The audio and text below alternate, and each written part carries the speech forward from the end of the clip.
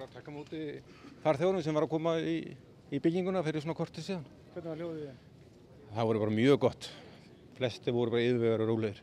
Hvað hafið þið verið að bjóða fólki upp á áfallahjálp? Já, það er núna er að brífa mannskapinn og farið hlutina bæði með áhöfninni og Rauða krossinn og læknar og það er bara, þetta lítur bara meðal út. Hvað sýnist þið með hópinn? Þú hefur búið að bjóða þeim að halda áfram til að landa og áttu vona því að hversu stór hópur muni þykja það? Ég held að flest allir færi bara út. En var fólk ekki hrætt? Jú, það var einn og einn sem var náttúrulega kvektur en flest allir sem kom út úr vélni voru bara hressir og svona ánægðir að vera komnir í bygginguna. Þú skilst mér að það var mikið af börnum borð. Voru þau hrætt? Nei, ég held að þau bara ekki átt að sig hvað varum að vera. Eru allir að fara áfram? Ég veit ekkert það, en með sýnist það svona öllu að flest allir eru svona rólegir og tilbúinir bara að fara í sína ferð. Hvað segir þið við fólk sem eftir þessa reynslu? Hvað ferli fyrir í gang? Já, það er náttúrulega bara að fara og rætt við fólk og svona reynt að sjá hvort að einhver sé í stressaður eða eitthvað sem hefur áhrif á fólk.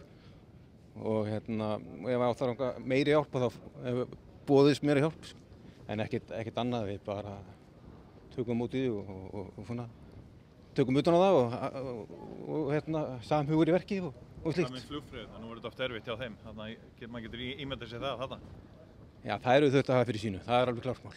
Og ég heyrði í farþegunum að það voru allir mjög ánægðir með áhöfnina og það er það sem haldið svona á rófinni. Hversu mikill viðbúnaður var þetta hjá björgunarsveitum og viðbragðsaðilum? Já, það var bara, ég er búinn að vera í þessu síðan 79 og ég hef aldrei lent í svona miklu viðbúnaði fyrir núna.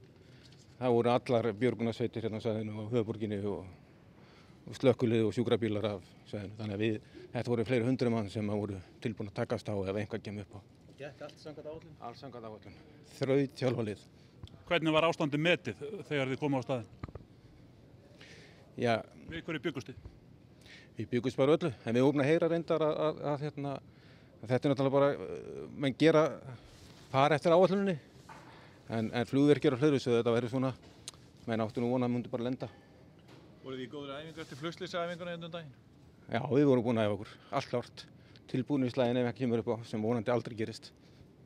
Nú leið nokkur langur tími frá því fyrst að var áætlað að myndi lenda og þar til hann lendi, hversuna var það? Já, menn voru bara held ég að fara yfir og það var senda vélar upp til að skoða búnaðinn og síðan var bara að losa eldsneyti. Það gaf okkur líka tækifæri til þess að kalla saman meiri aðstoð og við vorum búin að setja upp allan búnað sem þarf að halda ef eitthvað svona gerist.